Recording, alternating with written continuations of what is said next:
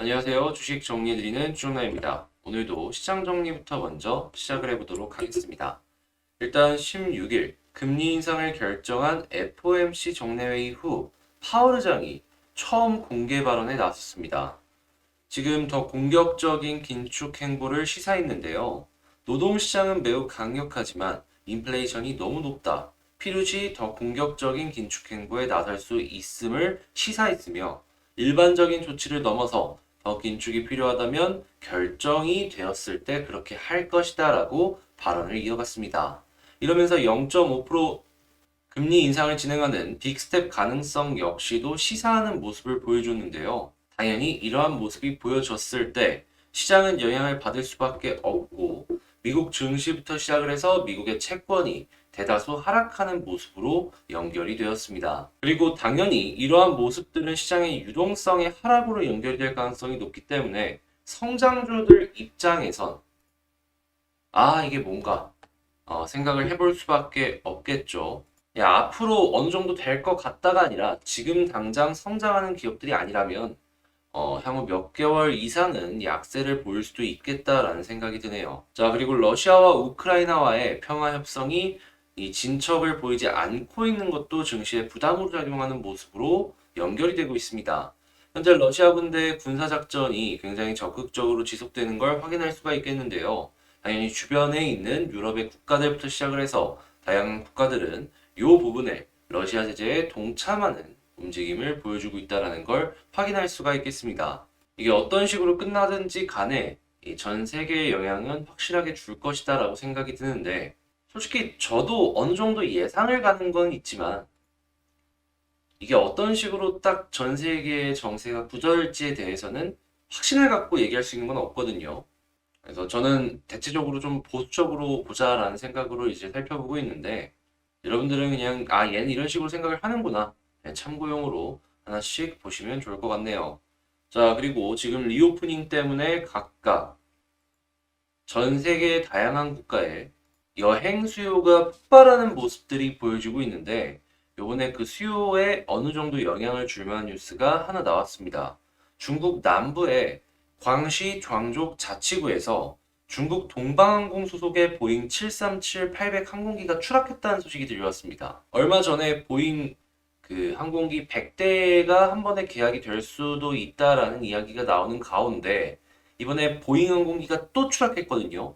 요즘에 항공기 추락 소식 들려온 거 확인해 보셨으면 아시겠지만 보잉 말고는 없었습니다. 근데 이번에 또 보잉의 항공기가 추락을 했다라는 소식들 때문에 미국 쪽의 보잉 같은 경우에 당연히 악영향을 받을 수밖에 없을 것이고 거기에 납품을 하는 한국의 부품 회사들 역시도 이거는 악재를 만난 것이다. 이렇게 볼 수밖에 없을 겁니다. 물론 항공기 수요는 늘어날 수밖에 없기 때문에 이 유럽 쪽의 에어버스나 이런 쪽이 나름의 반대 수요를 얻을 수가 있겠다라고 생각이 들기는 하는데요. 자, 과연 중국에서는 보잉의 이번 사고에 대해서 어떠한 식의 이야기를 내놓을지 그리고 말씀드렸다시피 한국 같은 경우에는 이 항공기 부품을 납품하는 회사가 특히나 상장사 쪽에 몇몇 있습니다. 그쪽에 투자를 생각을 하셨던 분들 같은 경우에는 조심을 해서 봐야 될 필요가 있어 보이네요. 자, 이렇게 되어 WTI 기준 국제유가는 112.12달러, 7.09% 상승 마감하였고요. 채권은 급락, 달러 강세에 금은 소폭 강세의 모습을 보여주었습니다. 자, 그러면 조금 더 나온 뉴스들이 뭐가 있는지 뉴스들을 보면서 살펴보도록 하겠습니다. 일단 첫 번째, 경제가 약간 조금씩 상승률 자체가 완화가 되는 모습이 보여지는 것이 아닌가 생각이 들고 있고요. 자, 계속 매파적인 이야기들만 나왔었는데 이번에는 비둘기파적인 이야기도 하나 나왔습니다. 애틀란타 연은 총재가 공격적인 금리 인상 적절한지 아직은 확신을 못한다라고 이야기를 했습니다. 물론 소수파의 의지이기 때문에 이 외에도 다양한 연은 이사들이 이 관련된 비둘기파적인 이야기를 해줄지를 봐야 될 것 같은데요. 그래서 이런 의견들도 나오고 있다라는 건 파악을 해놓으시면 좋을 것 같고 이 우크라이나에 대해서 조금만 더 이제 보자면 젤렌스키 지금 러시아 쪽에서 무리한 요구들을 하고 있는데 지금 어떤 타협에도 국민 투표가 필요한 상황이기 때문에 우리는 쉽게 사인을 하지 않겠다라는 식의 이야기를 하는 걸 확인을 할 수가 있겠습니다. 러시아의 최후 통첩을 거부했다라고 하는데 지금 러시아가 이쪽도 좀 많이 급한지 별의별 뭐 미사일도 쏘고 상황을 심각하게 만들고 있죠. 저는 이 양 국가 간의 치킨 게임이 시작이 된 것이 아닐까 싶은데 끝은 과연 어디에서 멈춰줄 수 있을지 이 부분 하나씩 살펴보시면 좋을 것 같습니다. 자, 그리고 우크라이나 전쟁이 신흥국에 대한 투자자 신뢰를 훼손했다라는 의견이 나왔습니다. 그러니까 원래 우크라이나가 유럽 지역에서 나름 싼 임금과 위치적인 유리함으로 유럽 진출의 교두보 이러한 느낌을 했던 그런 국가였거든요. 근데 이번에 전쟁이 일어나면서 그러한 부분을 생각을 하고 투자를 했던 이 투자자들 입장에서는 그냥 딱 물려버린 거잖아요. 하다 보니 이건 우크라이나의 문제뿐만 아니라 전 세계의 신흥국에 대한 투자자들의 신뢰가 많이 훼손이 되었기에 이 투자가 많이 좀 줄어들 수 있다라고 이야기하는 걸 이 뉴스를 통해서 확인을 할 수가 있겠습니다. 다행히 한국은 저기에는 좀 벗어나지 않았나 싶은데 그래도 일부 영향을 받을 수 있으니 하나씩 살펴보면 좋겠고요. 자, 그리고 삼성 바이오로직스가 곧 있으면 또 유상증자를 진행을 한다라고 하는데 이 미국과 유럽에 공장을 세우기 위해서인 것 같아요. 이 CMO 쪽, 그러니까 위탁 생산 부분이 최근에 많이 주춤하는 모습이 보여졌다가 바닥에서 약간 머리를 드는 모습이 보여졌는데 이번에 삼성 바이오로직스와 SK 바이오사이언스도 역시나 CMO 쪽에 힘을 많이 실다가 백신 쪽에서 주목을 받는 그런 기업이었잖아요. 이 둘이 쌍끌이를 올려주게 된다면 관련 섹터가 다시 한번 올라가는 그러한 모습이 보여지지 않을까 생각이 들고요. 지금 국제 곡물가 가격이 계속해서 올라가다 보니까 농기계의 판매량이 늘어나고 있는 모습이 보여지고 있다. 그래서 한동안 농기계 쪽 같은 경우에는 주목을 해봐야 될 필요가 있다라는 전망이 나온 걸 확인을 할 수가 있겠습니다. 또다시 헝다에서 디폴트 이야기가 나오고 있습니다. 물론 이전과는 조금 다른 건 중국 내에서 유동성을 시장에 계속해서 공급을 하겠다라는 이야기란 걸 확인을 할 수가 있습니다. 이전에 헝다가 좀 힘들었던 건 시장의 유동성을 줄이겠다라는 중국 정부의 의지 때문에 헝다의 실적이 안 좋아서 힘들었다면 지금은 시장의 유동성은 많이 공급할 걸 이제 어느 정도 의지적으로 확인을 한 상황에서 야 헝다만 안 좋은 겁니다. 그러면 얘가 조금 힘들더라도 시장 전체가 조금 올라가는 모습이 보여지게 된다면 피해가 아예 없다라고 볼 수는 없겠지만 제한적이다라고는 생각하면서 볼 수 있겠죠. 그래서 요걸 보면서 느낄 수 있는 건 최악까지는 안 갈 가능성이 높겠다. 요 부분이 되겠습니다. 자, 이렇게 시장 정리 한 번씩 싹 해봤는데 예, 도움되셨다라고 생각을 하신다면 예, 지금 여기 중간에 구독과 좋아요 한 번씩 눌러주시면 감사하겠고요. 방금 말씀드린 내용은 이 시장 시작하기 전에 아침에 해외 시장 확인이라는 이러한 파트로 올려드린다라는 거. 그래서 이 텔레그램 공부방 한번 들어와 보고 싶으신 분들 같은 경우에는요. 이 제 채널 커뮤니티에 있는 텔레그램 링크 있으니까 그 링크를 통해서 들어와 주시면 되겠고 그리고 이 공부방에서는 이 아침에 볼 수 있는 이러한 시장 확인뿐만 아니라 수급 분석이나 공부할 수 있는 리포트 역시도 올라가는 그런 상황이기 때문에 여러분들 여기 한번 들어오고 싶으신 분들 같은 경우에는 관심 있게 살펴보시면 좋을 것 같네요. 자, 그러면 본 영상 시작하도록 하겠습니다. 제가 이번에 가지고 온 종목은 두산중공업을 가지고 왔습니다. 일단 두산중공업 같은 경우에 오늘 약간 좀 올라가나 싶더니 또 떨어지는 모습이 보여주고 있죠. 근데 제 개인적인 생각을 조금만 말씀을 드리자면 나쁠 것도 없고 좋을 것도 없다. 그냥 소소하다. 그리고 오히려 이런 모습이 계속해서 보여지게 된다면 나중에 상승이 나왔을 때 조금 더 많이 올라가 줄 수 있는 근거로 오늘의 그림이 작용해 주지 않을까. 자, 왜 이렇게 생각을 하는지 그리고 여러분들께서 지금 여기서 주목을 해보면 좋을 만한 내용들이 뭐가 있을지 뉴스부터 보면서 하나씩 살펴보도록 하겠습니다. 일단 먼저 두산중공업 같은 경우에는 작년 영업이익이 흑자로 완벽하게 돌아섰다 이야기하는 걸 확인할 수가 있어요. 일단 나쁜 부분들은 털어내고 괜찮은 부분들만 끌고 가면서 회사 입장에서는 체질 변화를 성공적으로 진행을 했다. 이렇게 해석을 해볼 수가 있겠는데요. 근데 그 좋은 부분들, 끌고 갈 사업 부분들이 지금 매우 기대가 된다라고 생각이 드는 게 뭐냐면 일단 원전, 수소, 그리고 풍력, 가스터빈 이런 쪽이잖아요. 근데 일단 원전 쪽만 보더라도 지금 영국 쪽에서 원전 비중을 최대가 아닙니다. 최소 25%로 상향 조정하는 걸 검토한다라고 하고 있어요. 폐기될 원전은 폐기하고 그리고 신규로 지을 원전을 또 늘리면서 최소 25%로 맞추겠다라고 이야기하는 걸 확인을 할 수가 있겠는데 당연히 이러한 부분들은 이 두산중공업 같은 회사의 입장에서는 수주 물량이 늘어나는 걸로 연결해서 생각을 해볼 수가 있다 보니까 매우 기대된다. 이렇게 정리할 수 있겠죠. 거기다가 한국 같은 경우에는 수소 발전 의무화 제도가 진행이 되는 만큼 이 수소 충전소, 이 수소 기반의 인프라들이 하나씩 구축이 되는 모습들이 보여질 때마다 1등 사업자인 이 두산 퓨얼셀 같은 경우에는 가치가 올라갈 수밖에 없을 것이다라는 걸 생각해 볼 수도 있고 말이죠. 두산 퓨얼셀의 모회사는 누굽니까? 두산중공업입니다. 지분 가치가 올라가는 거예요. 그리고 두산중공업 같은 경우에는 두산 퓨얼셀과 합작을 해서 사업을 진행을 하고 있는 것들이 꽤 많잖아요.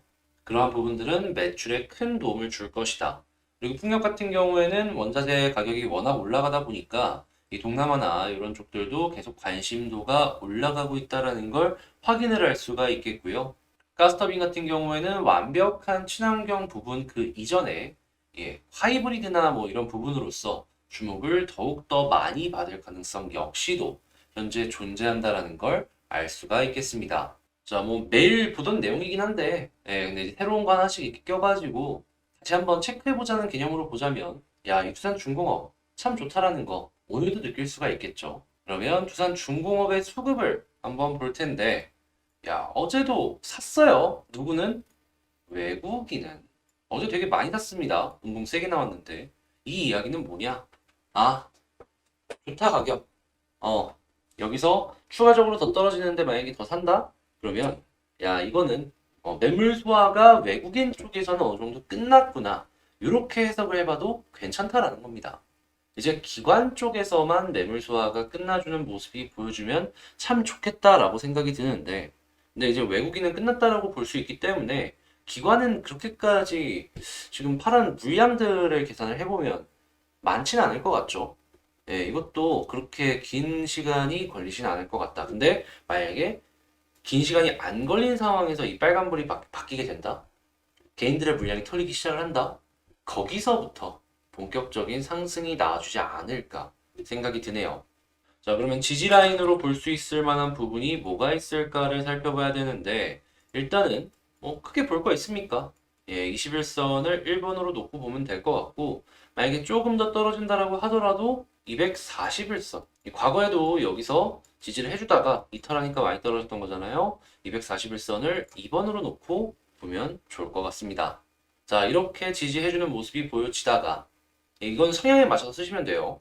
하다가 딛고 올라가주는 모습이 보여진다. 그럼 이제 어디까지 살펴봐야 될까? 이걸 봐야 될 것 같은데 이 매물들이 가장 많이 쌓여 있는 가격대가 이번에 한번 위쪽으로 찔러가지고 매물 소화를 일부나마 해주는 모습을 보여줬어요.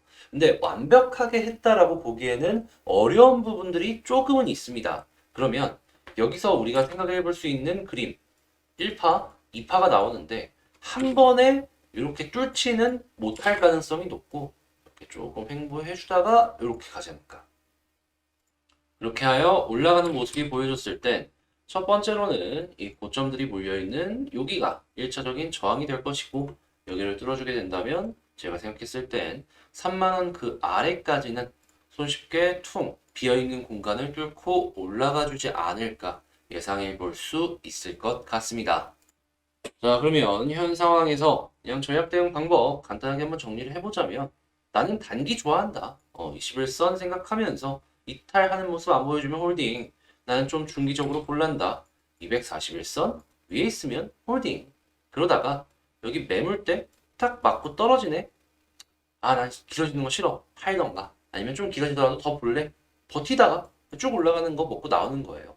자, 이거는 여러분들 개인의 성향에 맞춰서 진행을 하시면 될 것이다 라고 말씀을 드리고요. 자, 이 두산중공업 지금 방금 설명을 드린 내용들이 여러분들께 도움이 되었으면 좋겠다라고 말씀을 드리고 싶네요.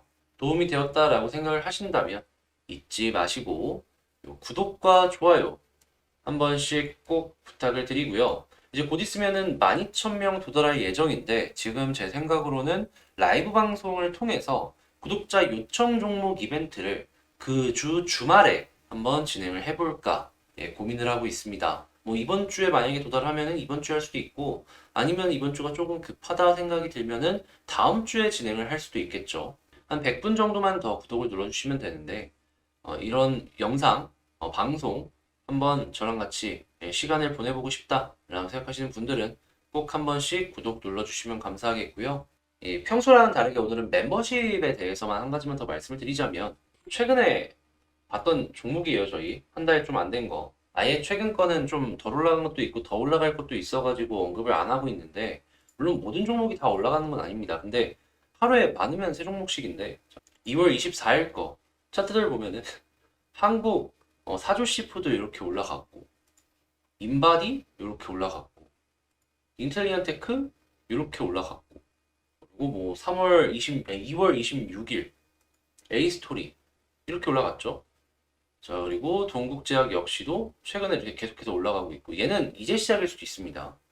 이외에도 뭐 P&H 테크나 한미약품, 진양제약, 인선 ENT, 디오, 리드코프, 성신양회, 크레비스, 제이콘텐트리, 케이프, 기타 등등등이 제가 말씀드리고 나서 많이 이제 같이 공부하고 나서 올라갔단 말이죠. 이렇게 멤버십 공부하는 거 제가 너무 홍보를 안 하니까 이게 봐주시는 분들은 계속 보시는데 관심 있으신 분들 같은 경우에는 이 멤버십도 같이 한번 고민을 해보시면 좋겠다. 자, 그럼 저는 여기서 이제 다 말씀드린 것 같으니까 마치도록 하고요. 다음에 더 좋은 영상으로 다시 찾아뵙도록 할게요. 이상 주식 정리해드리는 주정남이었습니다. 감사합니다.